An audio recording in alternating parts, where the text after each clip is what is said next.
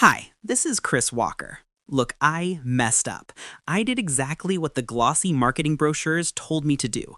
I ripped my beautiful, reliable 85-inch QLED off the wall and dropped $3 grand on a cinema-grade projector.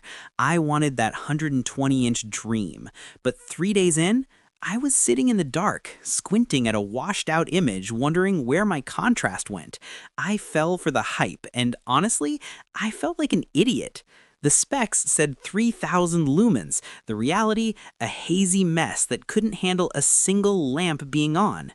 Before we dive into the data that the big brands are hiding in their fine print, do me a favor. If you're tired of influencers who get sent free gear and never tell you the truth, hit that like button and subscribe. We don't take brand deals here. We take risks so you don't have to. Your support is the only reason I can keep being this brutally honest about the gear sitting in my living room. Now, let's talk about why your house might be the enemy of your home theater. I'll never forget the moment I turned on that $3,000 laser unit for the first time. I had the curtains drawn, the popcorn ready, and I was met with a gray, hazy rectangle that looked like a 1990s hotel TV. This is the first truth bomb you need to swallow. Projectors don't create black. They just stop projecting light onto your wall. If your wall is white, your blacks are actually just the color of your wall in the dark. Think about that for a second. We're out here chasing infinite contrast on OLEDs, while the projector industry is basically selling us a flashlight and a dream. The marketing says 3,000 lumens, but they don't tell you that to actually see those lumens with any kind of pop, you need to live in a windowless cave or drop another $2 grand on an ambient light rejecting screen, an ALR screen. Without one, that $3,000 projector is getting its butt kicked by a $600 budget TV from Costco the second a single lamp is turned on. I know what you're thinking. Chris, people use projectors for the scale. You can't get a 120-inch TV for $3 grand. And you're right, but is scale worth the sacrifice of every other metric that makes an image look good? I used to think so. I was wrong. Let's look at the first heavy hitter I tested to try and fix my mistake, the Epson ProCinema LS12000. The LS12000 is a beast, a massive matte black housing that weighs about 50 pounds. This isn't one of those cute portable lifestyle projectors. This is a dedicated cinema machine. It's rated at 2700 ISO lumens. Now, notice I said ISO, not peak or marketing lumens. Epson is one of the few brands that actually plays fair with their brightness ratings. In a pitch black room, the LS12000 is, honestly, it's breathtaking. The color accuracy out of the box is nearly perfect. I ran a colorimeter test and it hit 100% of the DCI P3 color gamut without me even touching a slider. That's the insider secret. Most budget projectors have a green tint because green is the brightest color to the human eye, so they pump it up to fake their lumen numbers. Epson doesn't do that. But here's where the fine print comes in. The LS12000 uses 4K Pro UHD technology.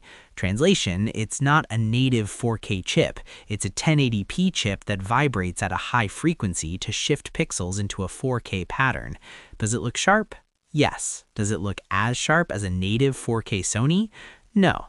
If you sit 8 feet away from a 120-inch screen, you will see the difference. You'll see a slight softness on fine text or the texture of a character's skin. And then there's the input lag. For the gamers watching, this is a massive win. We measured 19 milliseconds at 4K 120Hz. That is unheard of for a projector. I played Call of Duty on a wall-sized screen and didn't feel like I was stuck in a vat of molasses. But, and this is a huge but, to get that performance, you lose dynamic tone mapping. Without that, HDR content can look either way too dark or completely blown out depending on the scene. You're constantly fiddling with the remote. Is that what you want for $3 grand? A part-time job as a calibrator?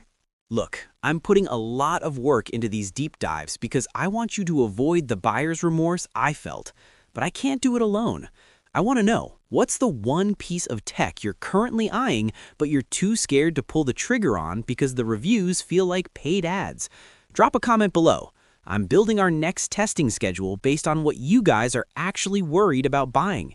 If the Epson is the safe bet, the next one is for the people who want the absolute sharpest image possible, even if it hurts their soul.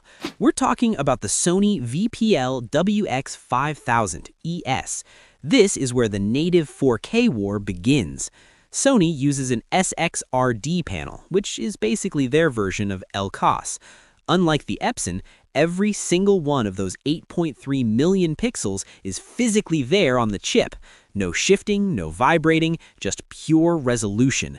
When you see a 4K Blu-ray on this thing, it makes the Epson look like it has a thin layer of Vaseline on the lens. The clarity is staggering. Thermal camera overlay showing the heat exhaust. Sony's cooling is impressively quiet, but it pumps out some serious BTUs. You cannot hide this in a cabinet. It needs air. But Sony pulled a fast one on the features.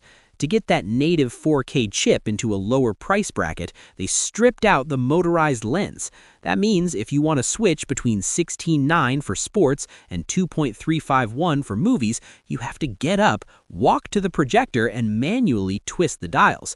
In 2026, for this much money, it feels like buying a Ferrari with manual crank windows. And don't get me started on the HDMI 2.0 limitation. This is the marketing trap of the century. They call it a gaming projector because of the low lag, but it can't actually do 4K at 120 Hz because the ports don't have the bandwidth. You're capped at 60 Hz. If you're a PS5 Pro or PC gamer, you're buying a bottleneck. Here's where it gets weird. I compared the Sony to the JVC DLA-NP5. Now, JVC is the holy grail for home theater nerds because of one thing: native contrast. While Sony and Epson use software tricks to dim the laser and make fake blacks, JVC's chips are physically built to block more light. But JVC is stubborn. The NP5 still uses a traditional lamp, not a laser. That means every 2,000 to 3,000 hours, you're dropping $500 on a new bulb. It also takes 3 minutes to warm up before you can even see an image. It's old school tech in a new school world. If you just want to turn on the TV and watch the news, the JVC will drive you insane. So we have the Epson, the value/gaming king, the Sony, the sharpness king, and the JVC, the contrast king. But all of them share the same fatal flaw that made me miss my 85-inch TV. They all require a long throw. You need 12 to 15 feet of space to get a big image. That means ceiling mounts, running 50-foot HDMI cables through your walls, and professional installation. I know what you're thinking. Is there a way to get the big screen without the construction project? That's where the laser TV or ultra-short throw UST market comes in. And honestly, this is where I found the most lies, the most marketing fluff, and surprisingly, the only real solution for most of you. Let's look at the Hisense PX3 Pro. This is what the industry calls a triple laser UST. It sits just inches from your wall and shoots the image upward. No mounting, no long cables. Just put it on your media console and you're done. But there is always a but. Because it uses 3 separate lasers, some people experience laser speckle. It looks like the image is covered in tiny shimmering grains of sand. If you're sensitive to it, it's like an itch you can't scratch. You'll never be able to unsee it. And here is the insider truth about USTs. They're picky eaters when it comes to walls. If your wall isn't perfectly flat, and I mean perfectly flat, the image will look wavy. Because the light is hitting the wall at such a steep angle, every tiny bump or curve in your drywall becomes a massive shadow. You basically must buy a fixed frame ALR screen with a UST, which adds another $1,000 to $1,500 to the price. Suddenly, your $3,000 projector is a $4,500 system, and you still can't use it with windows open. Look, I'll be honest with you. If you're moving from a high-end 85-inch TV like the Samsung S90D or the LG G4, you are going to be disappointed by the pop of any projector in this price range. You are trading quality for quantity. You're trading 2,000 nits of HDR brightness for maybe 100. So why did I keep the projector? Because once you see a life-sized person on your wall, a one-to-one scale cinematic experience, going back to a big TV feels like watching a tablet. But you have to know what you're giving up. But if the Hisense is the color king of the ultra short throw world, it's definitely not the contrast king. That title is currently being held hostage by a unit that the internet absolutely loves, and honestly, one that I have a massive love-hate relationship with, the Formovie Theater. If you spend any time on home theater forums, this is the golden child. It uses something called ALPD 4.0 technology. Insider translation, it's a hybrid system that uses lasers and phosphors to try and get the best of both worlds, high brightness and better black levels without the dreaded laser speckle. And in a dark room on a proper ALR screen, it works. The black bars on top and bottom of a movie actually look dark gray instead of glowing white. It's the closest a UST gets to that JVC lamp-based look. It's also one of the very few projectors that supports Dolby Vision. This is huge on paper. Dolby Vision uses dynamic metadata to adjust the picture scene by scene. On a TV that hits 1,000 nits, it's amazing. On a projector that hits 250 nits, it's a mixed bag. Sometimes it helps crush those blacks down to make the image look punchier, but sometimes it just dims the whole image so much you feel like you need sunglasses. Here's where it gets weird. This $3,000 premium device has the absolute worst operating system I have tested in 5 years. It runs a neutered version of Android TV that is sluggish, buggy, and get this, doesn't even support Netflix natively. You have to sideload some sketchy mobile version that requires a mouse to navigate. You just spent $3,000 to get a cinema experience, and you're stuck plugging in a $50 Roku stick just to watch Stranger Things. And gamers, stay away. The input lag on the Formovie sits around 40 milliseconds. That's fine for Animal Crossing, but if you play any competitive shooter, you'll be dead before you even see the enemy on screen. It is a pure, dedicated movie machine that demands you supply your own streaming box and sound system because the built-in Bowers and Wilkins speakers are just okay. So if the Formovie is for the dark room cinephile, who is the AWOL Vision LTV-3500 Pro for? This thing is the muscle car of projectors. It's loud, it's brash, and its whole marketing shtick is brute force. AWOL on the left, a standard LED TV on the right in a room with ambient light. They claim 3,500 lumens, and for once, a company isn't totally lying. This thing is a light cannon. If you have a living room where you can't control the light, maybe you have open windows or a kitchen nearby, the AWOL is one of the few projectors that can actually punch through that ambient light and give you a watchable image during the day. Notice I said watchable, not great. When you pump up brightness like this on a projector, something has to give. In this case, it's color accuracy and contrast. To get those lumens, the reds are pushed so hard they look radioactive. Everybody on screen looks like they just ran a marathon in 100-degree weather. You can calibrate it down, but then you lose the brightness you paid for. And the black levels, they don't exist. In a dark room, a black image on the AWOL looks like a bright gray fog. This is not a movie night projector. This is a Super Bowl party at 2 p.m. with the lights on projector. It's a massive, expensive television replacement for people who refuse to buy a television. And can we talk about the features they pad the price with? It has active shutter 3D support. Look, I'll be honest with you. Who is watching 3D movies at home in 2026? You have to wear these bulky, expensive glasses that darken the image even further, and the emitter sometimes loses sync so the image flickers. It's a gimmick included so they can add another bullet point to the spec sheet and charge you an extra $500. I know what you're thinking. Chris, these are all huge, expensive, permanent installs. What about those portable projectors I see on Instagram? The ones people set up in their backyard or point at their ceiling in bed? That brings us to the lifestyle trap. Let's look at something like the XGIMI Horizon Ultra. Now, this isn't a tiny portable battery toy. It's a serious plug-in portable 4K long throw. It's gorgeous hardware, wrapped in leather and metal with a motorized lens cover that slides down when you turn it on. It feels premium. XGIMI uses a dual light engine, combining laser and LED. The theory is that the LED fills in the spectral gaps of the laser to improve colors and reduce speckle. And it works. The image is clean, sharp, and colorful. But the real magic trick here is the auto setup. You plop this thing down on a coffee table at a weird angle, turn it on, and in about 15 seconds, it uses cameras and sensors to automatically focus, keystone correct, and even dodge obstacles on your wall like light switches or plants.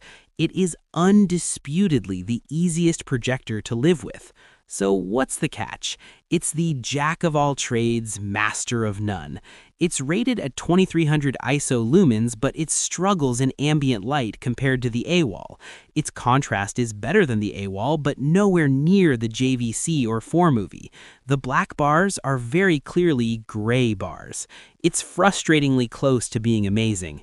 It supports Dolby Vision, it has a decent gaming mode around 18 milliseconds lag, and it has built-in Android TV that actually works.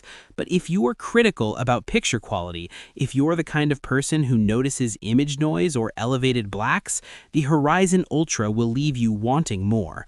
It's a fantastic secondary projector for a bedroom or a playroom, but as your main home theater display, it just doesn't have the guts. We're seeing a pattern here, aren't we? Every single one of these machines, from the $3,000 giants to the sleek portables, has a fatal flaw. The industry is playing a shell game.